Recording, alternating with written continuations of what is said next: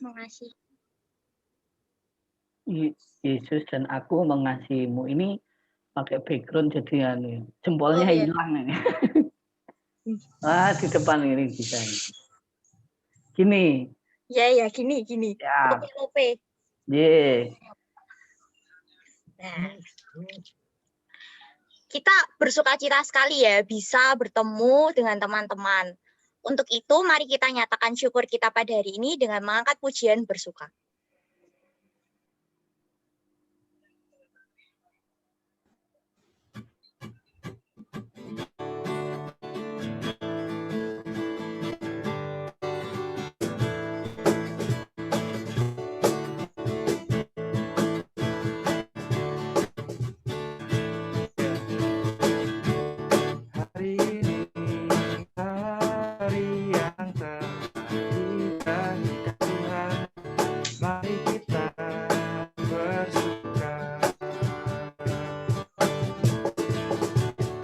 Hari ini hari yang telah dijadikan Tuhan, mari kita bersuka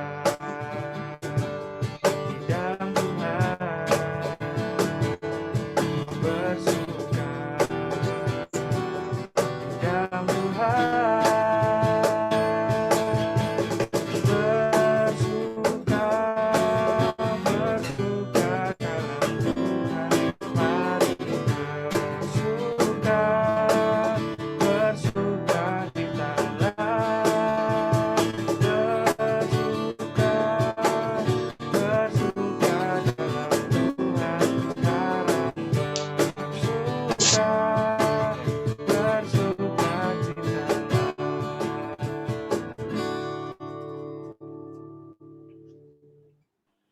Marilah teman-teman, ibadah remaja pada hari ini kita langsungkan dengan mengaku di dalam hati kita masing-masing yang demikian.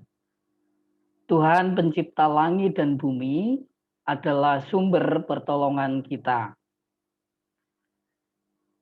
Kiranya kasih karunia dan damai sejahtera dari Allah Bapa dan Putra dan Roh Kudus menyertai saudara sekalian. Amin. Teman-teman, saat ini saya mau mengajak teman-teman semua untuk kembali mengingat kesalahan apa yang kita semua perbuat selama seminggu ke belakang. Mungkin ada banyak perbuatan kita yang menyakiti perasaan orang lain.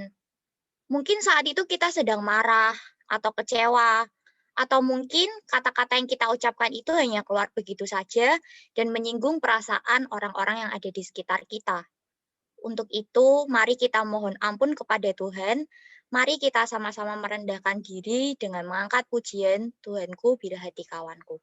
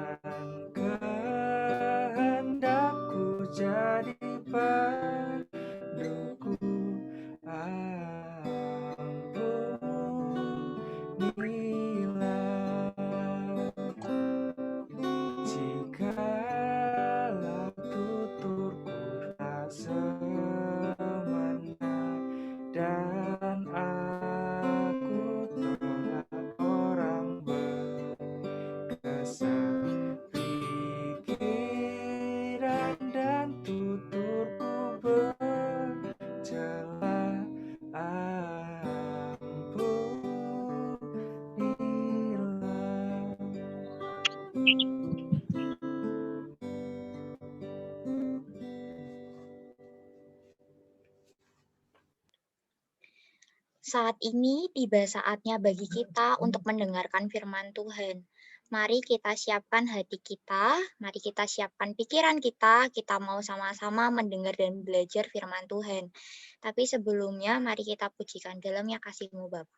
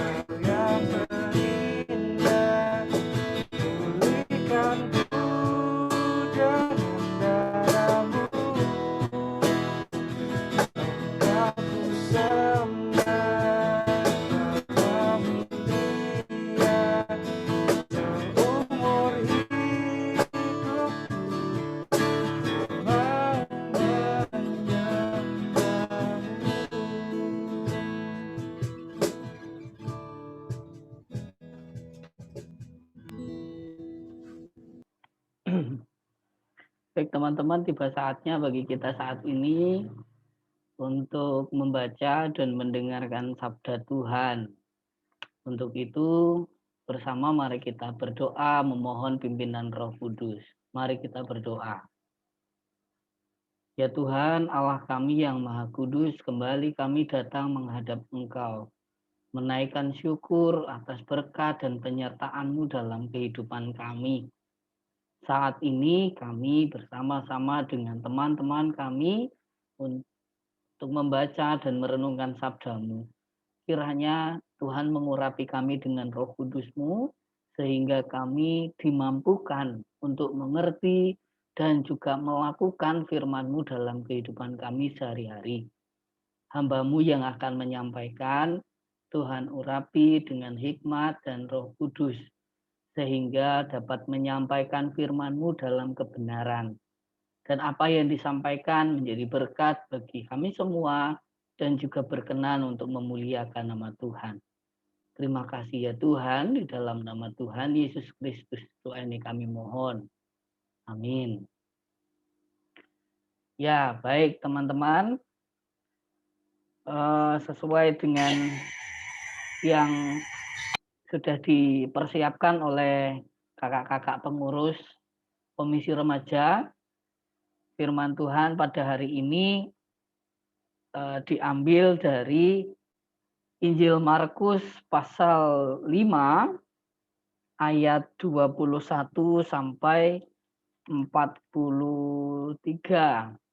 Bacaannya cukup panjang, tapi tidak apa-apa. Saya akan membacakan untuk kita semua dan kemudian nanti kita renungkan bersama. Bisa dipersiapkan terlebih dahulu, bisa dibuka maksud saya. Dalam Injil Markus pasal 5 ayat 21 sampai dengan ayat 43. Saya akan membacakan untuk kita yang demikian. Sesudah Yesus menyeberang lagi dengan perahu, orang banyak berbondong-bondong datang lalu mengerumuni Dia, sedang Ia berada di tepi danau. Saya ulangi. Sedang Ia berada di tepi danau, datanglah seorang kepala rumah ibadat yang bernama Yairus. Ketika ia melihat Yesus, tersungkurlah ia di depan kakinya dan memohon dengan sangat kepadanya. Anakku perempuan sedang sakit, hampir mati. Datanglah kiranya dan letakkanlah tanganmu atasnya, supaya ia selamat dan tetap hidup. Lalu pergilah Yesus dengan orang itu. Orang banyak berbondong-bondong mengikuti Dia dan berdesak-desakan di dekatnya. Adalah di situ seorang perempuan yang sudah 12 tahun lamanya menderita pendarahan. Ia telah berulang-ulang diobati oleh berbagai tabib, sehingga telah dihabiskannya semua yang ada padanya. Namun sama sekali tidak ada faedahnya, malah sebaliknya, keadaannya makin memburuk. Dia sudah mendengar berita-berita tentang Yesus. Maka di tengah-tengah orang banyak itu, ia mendekati Yesus dari belakang dan menjamah jubahnya.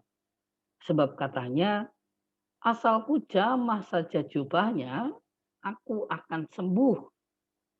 Seketika itu juga berhentilah pendarahannya dan ia merasa bahwa badannya sudah sembuh dari penyakitnya. Pada ketika itu juga Yesus mengetahui bahwa ada tenaga yang keluar dari dirinya. Lalu ia berpaling di tengah orang banyak dan bertanya, "Siapa yang menjamah jubahku?" Murid-muridnya menjawab, "Engkau melihat bagaimana orang-orang ini berdesak-desakan dekatmu, dan engkau bertanya siapa yang menjamah aku?" Lalu ia memandang sekelilingnya untuk melihat siapa yang telah melakukan hal itu. Perempuan itu yang menjadi takut dan gemetar ketika mengetahui apa yang telah terjadi atas dirinya. Tampil dan tersungkur di depan Yesus dan dengan tulus memberitahukan segala sesuatu kepadanya. Maka katanya kepada perempuan itu, "Hai anakku, imanmu telah menyelamatkan engkau.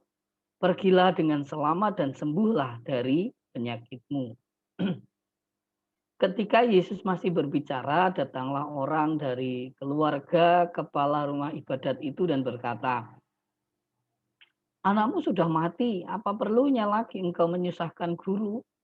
Tetapi Yesus tidak menghiraukan perkataan mereka dan berkata kepada kepala rumah ibadat, "Jangan takut, percaya saja." Lalu Yesus tidak memperbolehkan seorang pun ikut serta kecuali Petrus, Yakobus, dan Yohanes, saudara Yakobus. Mereka tiba di rumah kepala rumah ibadat, dan di sana dilihatnya orang-orang ribut, nangis, dan meratap dengan suara nyaring. Sesudah ia masuk, ia berkata kepada orang-orang itu, "Mengapa kamu ribut dan menangis? Anak ini tidak mati, tetapi tidur." Tetapi mereka menertawakan dia. Maka diusirnya semua orang itu, lalu dibawanya ayah dan ibu anak itu dan mereka yang bersama-sama dengan dia masuk ke kamar anak itu. Lalu dipegangnya tangan anak itu, katanya, "Talita kum," yang berarti, "Hai anak, aku berkata kepadamu, bangunlah." Seketika itu juga anak itu bangkit berdiri dan berjalan, sebab umurnya sudah 12 tahun. Semua orang yang hadir sangat takjub. Dengan sangat ia berpesan kepada mereka, supaya jangan seorang pun mengetahui hal itu. Lalu ia menyuruh mereka memberi anak itu makan. Demikianlah firman Tuhan. Yang berbahagia adalah setiap kita yang membaca, merenungkan, tetapi juga melaksanakan dalam kehidupan sehari-hari. Haleluya. Ya, baik teman-teman, sebelumnya mohon izin kepada operatornya untuk bisa dihilangkan dulu, terus juga mohon izin kepada teman-teman semuanya, saya mengenakan masker walaupun saya di rumah, jadi perlu dipastikan dulu apakah suara saya bisa terdengar dengan baik. Halo? Bisa. Bisa. Bisa Ya, Pak Didi. terima kasih. Itu yang pertama, itu yang kedua. Yang ketiga, teman-teman kalau bisa, kalau memungkinkan, monggo untuk dibuka saja kameranya dan juga audionya, supaya nanti kalau misalnya ada apa istilahnya, kita belajar bersama. Kalau ada sesuatu yang teman-teman juga ingin menjawab, nanti bisa kita bersama diskusikan. Itu monggo kalau teman-teman yang memang memungkinkan untuk buka kamera bisa buka kamera. Ya, teman-teman yang dikasihi Tuhan, saya menyebutnya teman-teman saja karena saya seumuran dengan teman-teman Mbak Puspa, Mbak Iyas gitu ya, bukan seumuran Mbak Evi ya. Bu-ibu kalau itu. Ya. Saya baru 10 tahun. Baru 10 tahun ya, 10 tahun di atas saya maksudnya. Ya, teman-teman yang dikasihi Tuhan, pernah enggak mendengar istilah atau pemahaman lah katakanlah begitu, yang bilangnya begini, kalau laki-laki itu biasanya atau kecenderungannya bertindak berdasarkan logika. Pernah mendengar itu enggak? Wah, nek laki-laki itu mau bertindak, mau mengerjakan sesuatu itu pasti didominasi atau kecenderungannya berdasarkan logika berpikirnya. Sedangkan kalau perempuan dengan apa kira-kira? Kalau laki-laki menggunakan logikanya, kalau perempuan menggunakan perasaannya. Berarti pernah dengar ya hal ini ya? Pernah mendengar ya. Jadi kalau wah, nek laki-laki ini mesti bertindaknya dengan logika berpikir. Tapi kalau perempuan menggunakan perasaan, menggunakan hatinya. Nah, kira-kira itu pemahaman yang selama ini muncul. Saya sendiri kurang tahu dari mana pemahaman ini berasal. Apa dari secara psikologi, apa dari ilmu apa itu namanya? Neuroscience ya, kalau tentang otak itu, atau secara stereotip masyarakat, stigma masyarakat, saya nggak tahu. Tetapi yang jelas itu tertanam dalam banyak orang dan juga mungkin luasnya masyarakat, tertanam dalam masyarakat bahwa mesti laki-laki itu bertindak secara dengan logikanya, kalau perempuan bertindak dengan perasaannya. Nah, sekarang pertanyaan saya, menurut teman-teman, kira-kira apakah harus seperti itu? Kira-kira haruskah manusia itu bertindak dengan dibedakan begitu, pengelompokan itu? Apakah harus begitu? Apakah harus laki-laki itu dengan logikanya saja dan perempuan dengan perasaannya saja? Apakah harus begitu? Enggak. Oke, ya. Saya sependapat dengan teman-teman. Menurut saya juga, oh ini enggak bisa. Masa sih harus begitu? Kayaknya enggak harus begitu deh. Walaupun tadi secara psikologi itu seperti memang begitu kok secara psikologinya. Mungkin nanti teman-teman ada yang sekolah psikologi ya. Terus secara neuroscience-nya, wah otaknya perempuan, otaknya laki-laki itu berbeda sehingga ya begitu. Nah, ada yang begitu juga atau apalah itu. Tapi yang jelas bahwa menurut saya tidak harus begitu karena Tuhan sendiri mengajarkan kepada kita semua, kepada umat manusia bahwa kadang-kadang ada kalanya kita menggunakan pikiran atau logika kita dalam bertindak, tapi ada kalanya juga kita menggunakan hati, menggunakan perasaan untuk bertindak. Jadi tidak hanya yang menggunakan logika itu harus laki-laki, yang menggunakan perasaan harus perempuan. Menurut saya nggak begitu. Lah kalau misalnya begitu nanti nek ada laki-laki tapi bertindak dengan perasaan, mosok ya dianggap salah? Kan tidak. Jadi menurut saya justru siapapun kita, entah itu laki-laki, entah itu perempuan, dalam bertindak kita tidak dibatasi oleh gender kita, tapi memang kadangkala kita harus menggunakan apa namanya?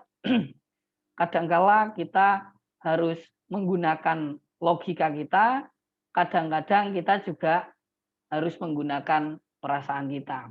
Sebagai contoh, teman-teman mungkin ingat salah satu bacaan dari Markus pasal 3 ayat 23 sampai 25. Di sana bacaannya tentang Yesus dan Beelzebul. Pernah ingat ketika Yesus menyembuhkan orang, terus ahli-ahli Taurat sama orang Farisi mengatakan, wah itu Yesus menyembuhkan pakai kuasa Beelzebul, pakai kuasa setan. Masih ingat? Pernah mendengar itu ya? Nah, terus Tuhan Yesus bilang apa? Hei, kalau setan mengusir setan, ya pasti nanti menjadi pecah. Dalam satu kerajaan kalau saling mengusir ya pasti pecah. Nah, dalam hal ini Yesus mengajar umat untuk menggunakan logika berpikirnya dalam mengambil tindakan kepercayaan pada Tuhan. Oh iya juga ya. Nek Tuhan Yesus mengusir pakai kuasa setan, kok mengusir setan? Berarti nggak mungkin. Nah, ini secara logika. Tapi sebaliknya, bacaan hari ini justru Yesus mengajak kita bertindak berdasarkan atau dengan mengenakan perasaan kita kepada orang lain, kepada sesama kita, kepada Tuhan Yesus juga. Jadi bertindak dengan dasar perasaan kita kepada orang lain. Sebagaimana hal itu terjadi, mari coba kita perhatikan. Kalau kita lihat dalam bacaan hari ini tadi, ada seseorang kepala rumah ibadat namanya Yairus. Si Yairus itu punya anak dan anaknya sakit hampir mati. Oh, ini bisa dicatat. Anaknya sakit hampir mati. Terus dia menjumpai Yesus. Nah, si Yairus ini jalan menjumpai Yesus untuk menyembuhkan anaknya. Maka mereka berjalan. Dik, dik, dik, dik, dik, dik, dik, dik, dik. Wah, ternyata di tengah jalan ada seorang perempuan yang menderita juga. Dia sakit pendarahan selama 12 tahun, gua bayangkan. Dan semua harta bendanya sudah habis untuk membiayai pengobatannya. Tapi toh nggak sembuh-sembuh. Justru malah semakin memburuk, tadi katanya begitu. Nah, dalam hal itu, perjalanan itu, melihat ada yang sakit itu, Tuhan Yesus menolong dulu. Dan kemudian setelah tertolong, baru mereka lanjut perjalanan. Nah, dalam lanjut perjalanan, ada istilahnya koyo hambanya lah gitu, ada pembantunya itu, pesuruhnya. Ada orang datang menjumpai Yairus. Yairus, ngapain kamu ngajak Gusti Yesus lagi? Oh, Gusti Yesus, wong anakmu sudah mati. Nah, kita bayangkan teman-teman, orang tua ketemu Yesus supaya menyembuhkan anak, tapi begitu di perjalanan selak kesusu loh ini. Lah kok bukannya langsung ke rumah malah mandek sih menyembuhkan orang lain. Lah terus dari situ barulah lanjut perjalanan. Ini kan ada waktu untuk jeda dan apa ya? Kalau kita melihat misalnya menggunakan cara logika berpikir, kira-kira Yairus rugi nggak? Pasti Yairus berpikir, wah aku ya rugi no. Sing nembung minta disembuhkan ki kan aku. Kenapa Yesus lewat kok menyembuhkan perempuan sih? Kan jadi waktunya jadi berhenti di sini, waktunya banyak berkurang untuk menyembuhkan dia. Lah terus sekarang anakku kok malah jadi meninggal. Dia kalau secara logika dia rugi. Tapi dia marah enggak? Kalau kita melihat dalam bacaan ini. Ternyata Yairus tidak marah. Kenapa? Karena Yairus mengenakan perasaannya.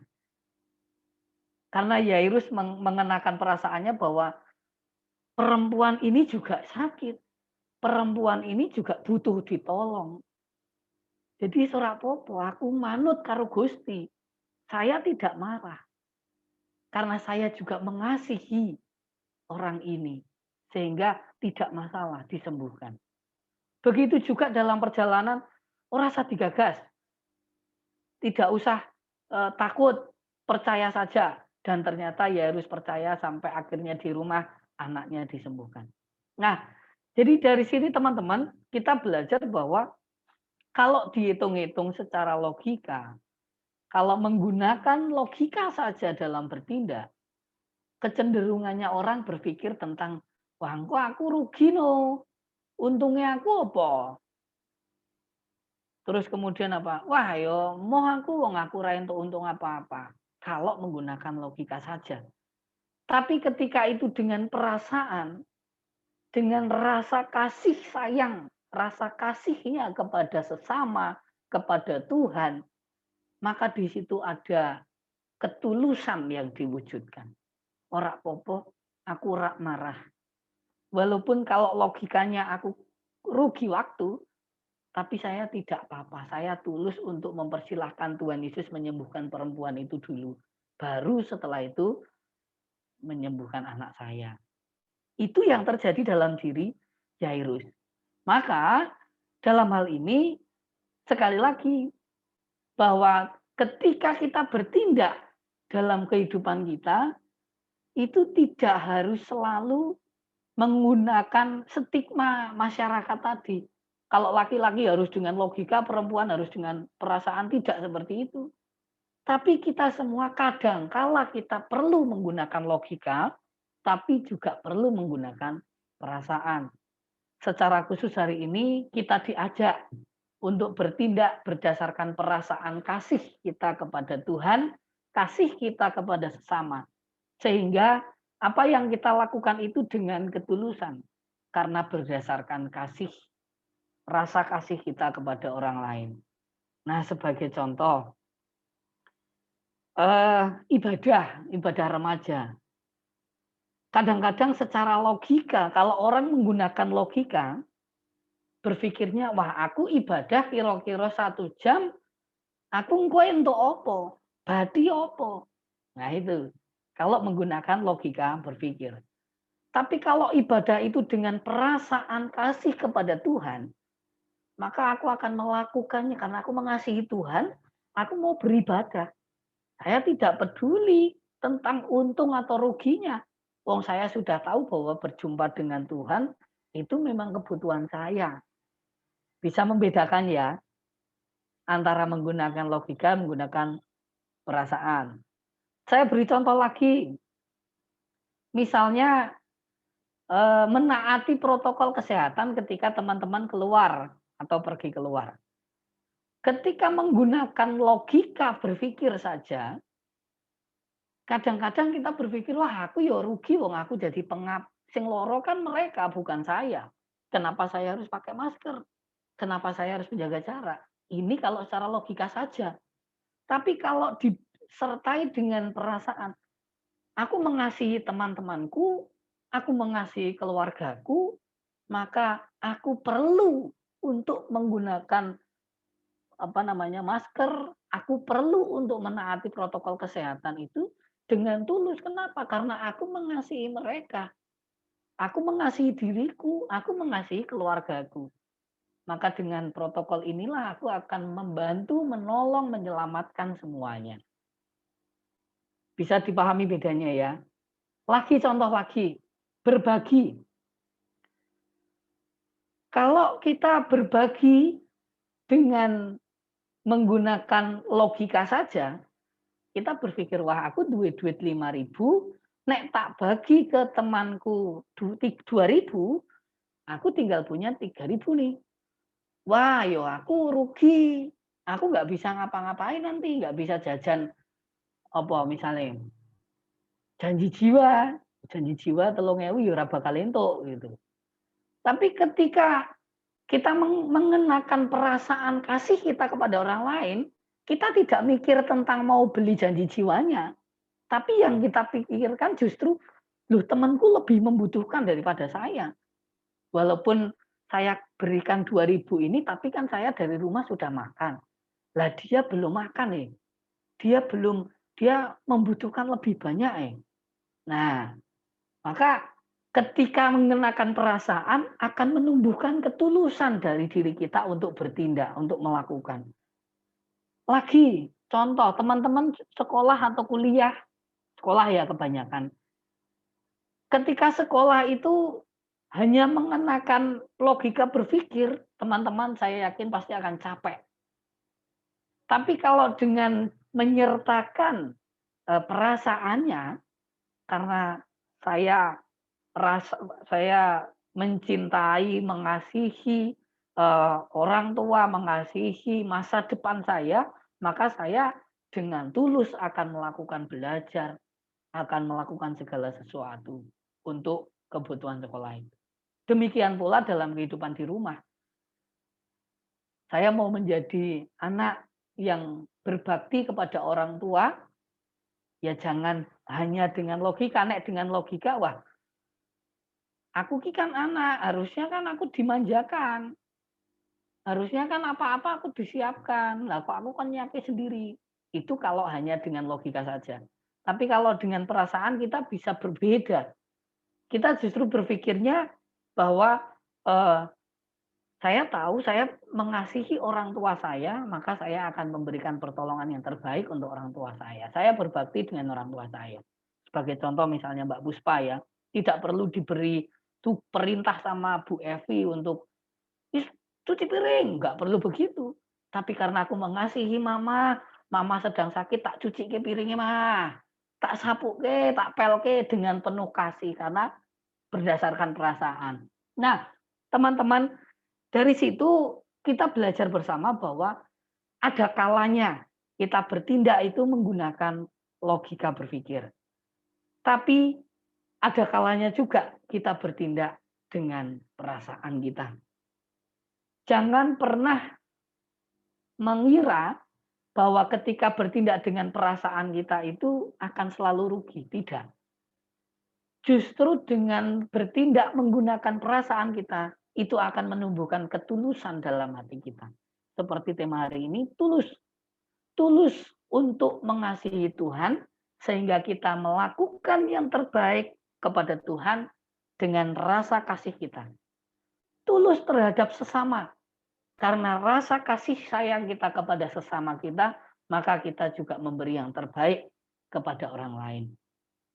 Tulus, ikhlas, jujur kepada siapapun, kepada orang tua.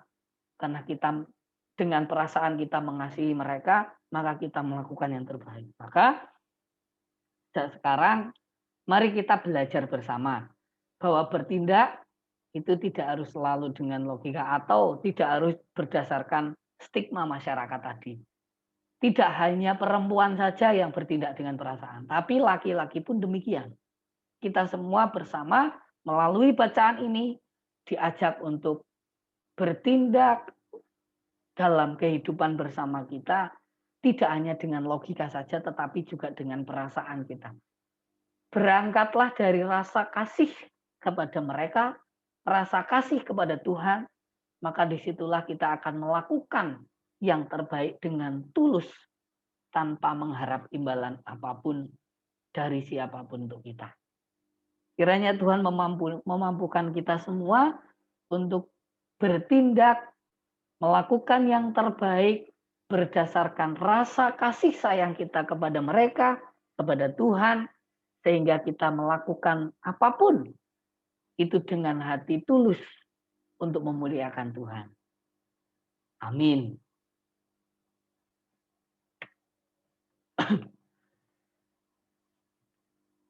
Kita akan berdoa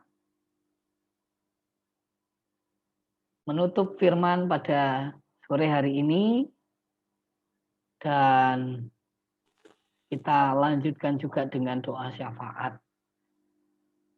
Mari kita berdoa. Kami mengucap syukur ya Tuhan untuk sabda-Mu yang sudah boleh kami baca dan kami renungkan bersama. Kami boleh belajar melalui sabda-Mu untuk bertindak kepada orang lain, kepada orang tua, juga kepada Tuhan, dengan mengenakan perasaan kasih kami kepada semuanya. Sehingga apa yang kami lakukan boleh kami jalankan semuanya itu dengan ketulusan hati untuk memuliakan Tuhan. Kiranya Roh Kudus memampukan kami untuk mewujud nyatakan hal itu Tuhan. Saat ini kami bersama-sama juga memohon pertolongan dan berkat Tuhan. Secara khusus untuk Gereja Tuhan GKJ Semarang Barat, dan juga lebih khusus lagi untuk Komisi Remaja. Tuhan kiranya memberkati para kakak-kakak pengurus ini untuk terus mengerjakan yang terbaik karena kasih mereka kepada Tuhan dan juga kepada teman-teman remaja sekalian, sehingga boleh mengupayakan apa yang terbaik bagi kemuliaan Tuhan, bagi persekutuan kami. Kami juga mohon berkat-Mu untuk Bu Evi sebagai majelis pendamping, untuk terus memberikan hikmat di dalam mendampingi para pengurus komisi remaja ini. Lebih khusus lagi hari ini yang sedang kurang enak badan, Tuhan memberkati, menjamahnya untuk memberi kesembuhan bagi Bu Evi. Kami juga berdoa untuk teman-teman kami yang lain yang mungkin belum dapat bergabung bersama dengan kami, entah karena sakit atau karena apapun. Kami mohon kiranya Tuhan memberkati menyertai mereka. Apalagi jika mereka dalam keadaan sakit, Tuhan jamah, Tuhan sembuhkan. Kami menyerahkan pula untuk segala sesuatu yang menjadi program dan rencana gereja-Mu GKJ Semarang Barat, kiranya Tuhan berkarya untuk menyatakan kemuliaan Tuhan melalui gereja-Mu ini. Kami juga mendoakan untuk Kota Semarang yang saat ini masih diselimuti oleh persebaran COVID-19. Tuhan kiranya memberkati, memberi perlindungan bagi kami semuanya untuk bisa dibebaskan dari penyakit ini. Kami juga mohon penyertaan-Mu bagi saudara-saudara kami yang mungkin saat ini sedang mengalami isolasi karena terpapar virus COVID ini. Adalah Tuhan yang membukakan hati mereka untuk menerima peristiwa ini sebagai cara Tuhan mengasihi mereka, mendidik mereka, dan Tuhan memberi semangat, memberi kesabaran bagi mereka, serta memberi kesetiaan bagi mereka untuk terus-menerus dalam menjalani isolasi ini tetap berpengharapan kepada Tuhan. Untuk terus semangat hingga pada akhirnya saudara-saudara kami yang saat ini sedang terpapar COVID boleh segera sembuh, segera pulih kembali, dan dapat menjalankan kegiatan, aktivitas, dan pelayanannya dengan lebih baik lagi. Terima kasih Tuhan, ada banyak hal yang menjadi permohonan kami, namun kiranya Tuhanlah yang berkehendak atas permohonan kami ini. Doa yang jauh dari sempurna ini kami naikkan kepada Allah Bapa di surga melalui Putra-Mu Yesus Kristus. Amin. Terima kasih Pak Didi untuk firman pada hari ini. Sungguh memberkati. Jadi kita belajar ya teman-teman, kalau kita nggak perlu kayak stigma orang-orang kalau cowok harus pakai pikiran aja, nggak, semua orang tuh juga perlu menggunakan perasaan dan hati untuk berbuat kasih. Kita belajar untuk memberikan apa yang kita miliki dengan tulus dan mengasihi Allah juga dengan tulus hati. Nah, sebagai wujud pengakuan iman kita, mari kita bersama-sama memujikan Aku Percaya.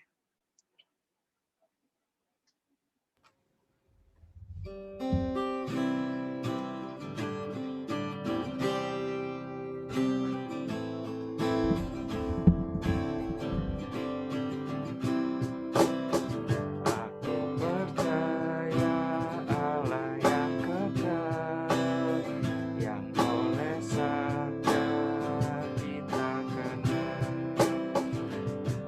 pencipta alam semesta, mengasihi manusia. Aku percaya Putra Tunggalnya yang disalibkan di Golgota, yang dari kubur bangkit dan menang, naik ke sorga dalam darah. Aku percaya pada Roh Kudus yang mendiami kita terus. Aku percaya gereja yang esa, ku jadi suci di dalamnya.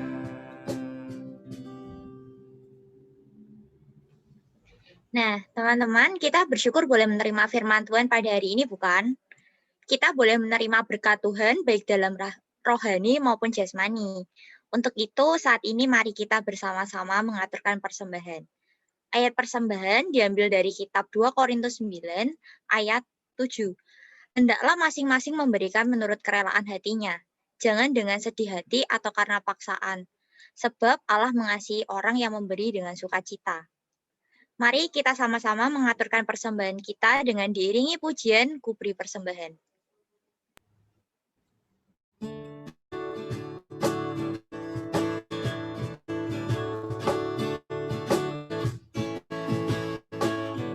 Beri persembahan pada Tuhanku, sambil puji Yesus Juru Selamatku, dengan suka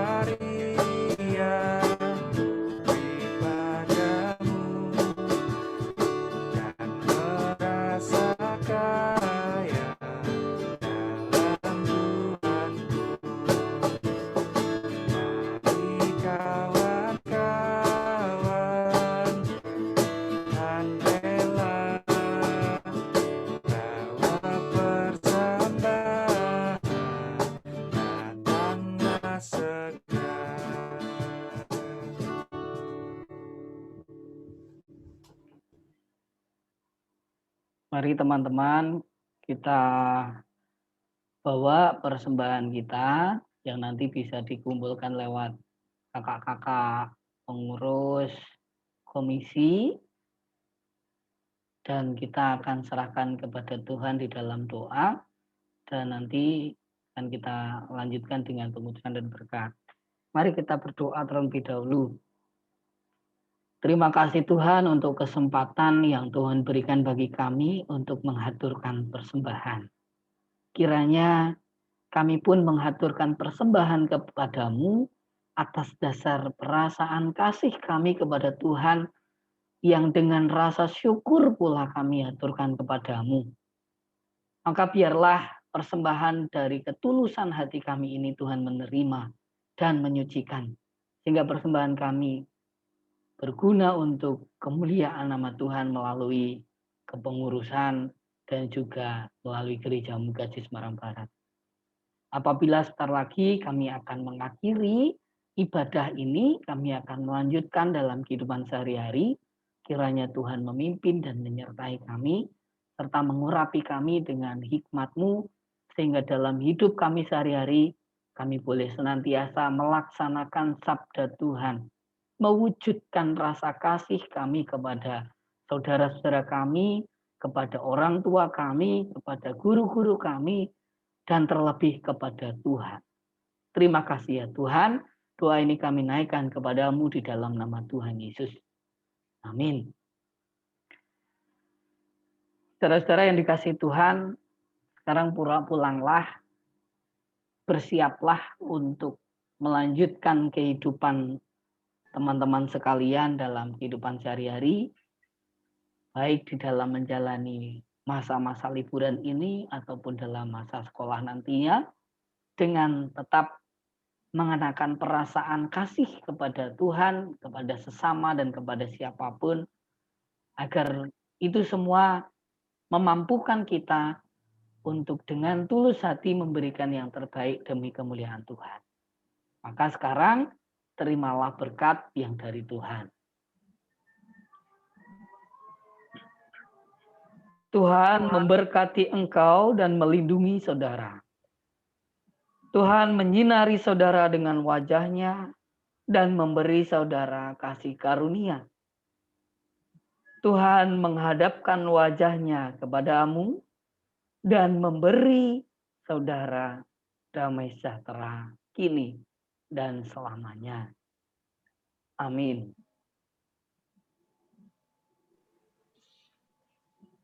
Gimana teman-teman? Sudah siap untuk memulai ibadah nyata kita? Udah siap belum? Siap. Udah siap untuk hidup tulus? Siap. Siap ya. Nah, ini tibalah kita di penghujung ibadah. Mari kita tutup ibadah kita pada sore hari ini dengan memujikan Bapa. Terima kasih.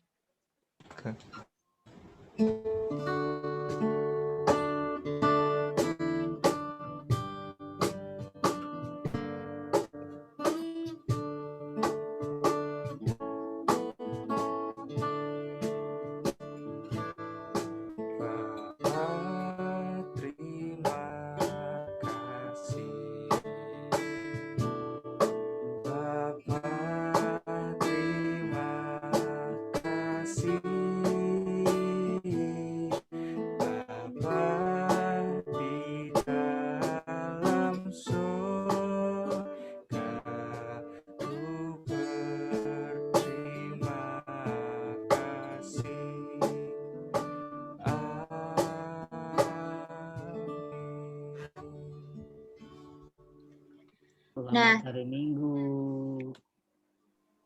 On cam dulu yuk, kita mau foto bareng. Wah, Mbak Krista udah siap-siap rambutnya dilepas.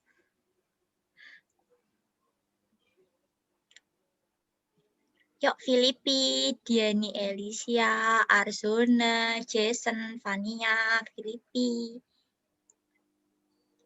Meme, Gita.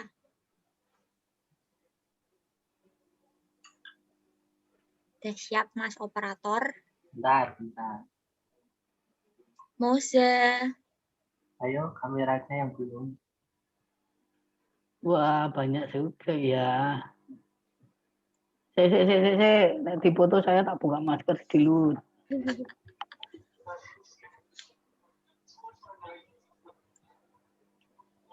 Sudah siap. 1, 2, 3. Lagi. 1, 2, 3. Sudah? Oh, sudah. Ya. Nah, teman-teman, selamat hari Minggu. Jangan lupa diisi angket sama absensinya. Selamat hari Minggu. Tuhan Yesus memberkati. Selamat hari Minggu, Selamat hari teman-teman. Minggu. Tuhan Yesus memberkati. Apa Bukan. absennya Oh. bisa dikasih ke aku nggak? Gimana, Nes? Absennya Buka. absennya bisa dianu lagi, Bisa. share lagi. Tunggu sebentar. Oh ya, teman-teman. Jangan lupa ya, minggu depan ikut ibadah umum bersama keluarga. Nanti minggu kedua kita ketemu lagi. Via Zoom ya, Mbak Yas ya? Masih nggak bisa, I. Oh, belum bisa. Di WhatsApp aja, di WhatsApp. Oh, Oke. Ya, nanti kirim WhatsApp. Ya. Linknya ini kok nggak warna biru ya? Iya, Mas, nggak bisa warna biru. Jadi nggak bisa diklik. Oh, iya. Bentar, aku kirim. Ya, terima kasih Pak Didik, terima kasih kakak-kakak pengurus. Terima kasih semuanya. Makasih, Bu Evi, cepat Ya, sembuh. terima kasih Pak Didik Terima doanya. kasih. Sudah, Semoga dicek WhatsApp-nya ya. selamat hari Minggu, teman-teman. Terima kasih pengurus remaja, Mas Bima, Mas Adit. Luar biasa, mantap. Nuhun. Tuhan Gusti berkahi. Terima Tuhan kasih. memberkati teman-teman.